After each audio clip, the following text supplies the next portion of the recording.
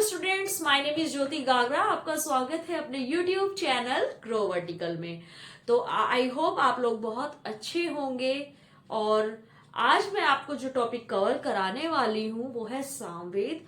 इससे पहले मेरे 2 पार्ट आ चुके हैं। फर्स्ट पार्ट में मैंने आपको ऋग्वेद कराया था और सेकंड पार्ट में मैंने आपको यजुर्वेद कराया था, और आज मैं आपको सामवेद कराऊंगी।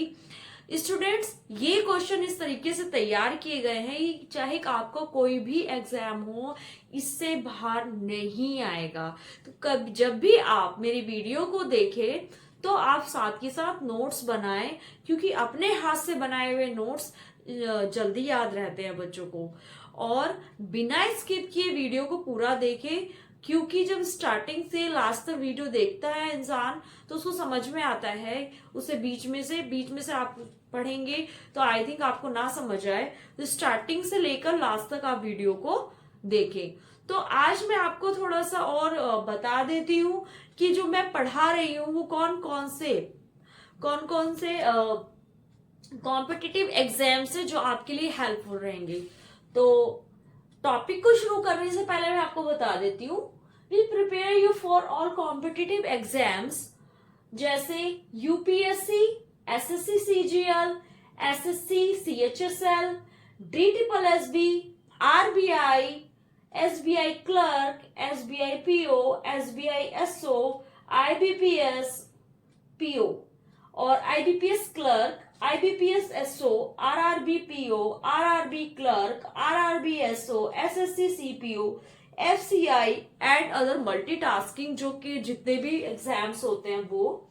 डीट्रिपलएसबी में आपको पीआरटी, टीजीटी, पीजीटी से भी रिलेटेड आपको क्वेश्चंस देखने को मिलेंगे। केवीएस में भी पीआरटी, टीजीटी, पीजीटी के जितने भी क्वेश्चंस हैं एसएसटी के और भी जो एग्जाम है उसमें, जैसे साइंस का हो गया, जैसे एसएसटी का हो गया, पॉलिटी, हिस्ट्री, ज्योग्राफी के क्वेश्चंस आपको देखने को मिलेंगे। स्टेनोग्राफर का हो गया exam, DU, JNU, NET, JRF, CTET, UP TET, other state exams जितने भी हैं वो आपको हमारी वीडियो में उससे रिलेटेड सब कुछ देखने को मिलेगा। तो चलिए आइए शुरुआत करते हैं।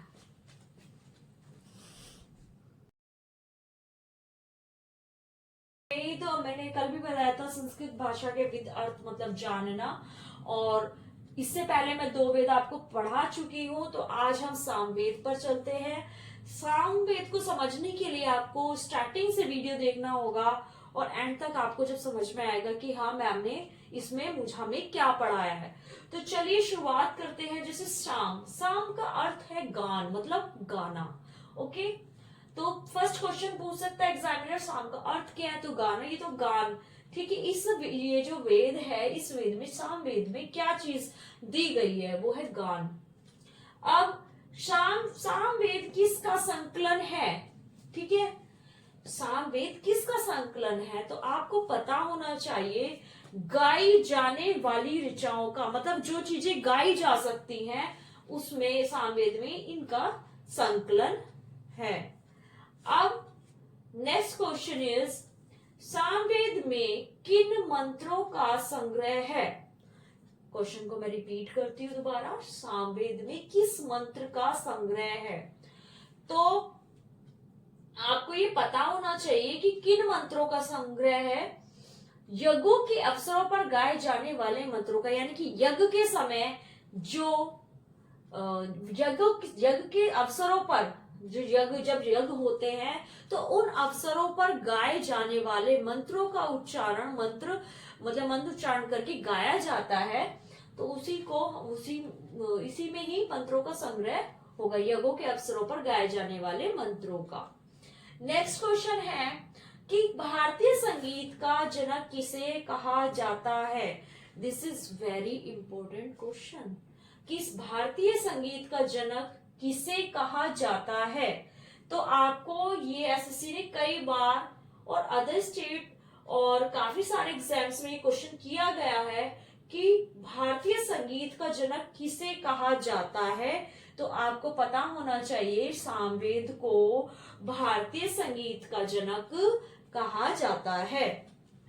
Question is next, question number 5, सात स्वरों की उत्पत्ति कौन से वेद से हुई है? देखिए सबसे जरूरी इंपॉर्टेंट और महत्वपूर्ण क्वेश्चन है कि सात स्वरों की उत्पत्ति की कौन से वेद से हुई है, तो इसका आंसर होगा सामवेद।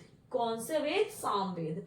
अच्छा, वो सात स्वर कौन से हैं आपको पता नहीं होगा, मैं आपको बताती हूँ। सा रे गा मा पा धा नी, ये सात स्वर वही सात स्वर है, और ये कहां से मिले हैं हमें?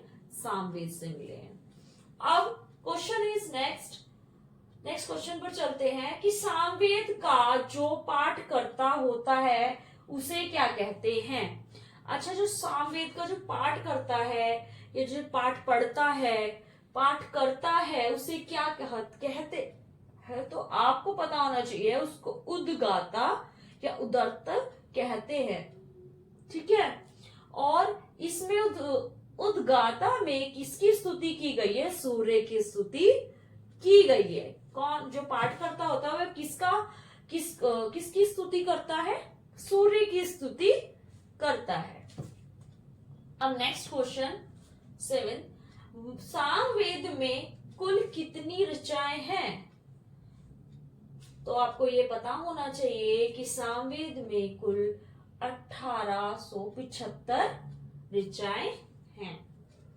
अब नेक्स्ट क्वेश्चन पे आते हैं कि सामवेद के प्रमुख उपनिषद कौन से हैं? क्या सामवेद के प्रमुख उपनिषद कौन से हैं? तो आपको पता होना चाहिए कि छंदोग्य और जैमिनीय, ये दोनों ही उपनिषद सामवेद के प्रमुख उपनिषद हैं। ठीक है, अब नेक्स्ट क्वेश्चन पे चलते हैं। सामवेद के ब्राह्मण ग्रंथ कौन से हैं? तो सामवेद के 2 ब्राह्मण ग्रंथ हैं। कितने ब्राह्मण ग्रंथ हैं? 2 ब्राह्मण ग्रंथ हैं। कौन कौन से हैं वो? पंचविश ब्राह्मण और षड्विश ब्राह्मण। षड्विश ब्राह्मण, पंचविश का 5 ब्राह्मण से रिलेटेड होता है और षड से 6 ब्राह्मण। ओके, तो आपको हमारी वीडियो कैसी लगती है? हमारे चैनल को सब्सक्राइब करें, लाइक करें, शेयर करें और कमेंट करके मुझे बताएं आपको मेरी वीडियोस कैसी लगती है। तो स्टूडेंट्स, ये क्वेश्चन जो मैं आपके लिए लाती हूँ ये एग्जाम्स के ही पर्पज से होते हैं सारे, इससे एक भी क्वेश्चन आपका बाहर नहीं आएगा। तो मैं आपको बार बार यही कहती हूँ कि जब भी आप पढ़ें या जब भी मेरी वीडियोस को देखें तो ध्यान से पढ़ें और इसके साथ नोट्स बनाते चले, इससे आपका ही फायदा होगा। Thank you.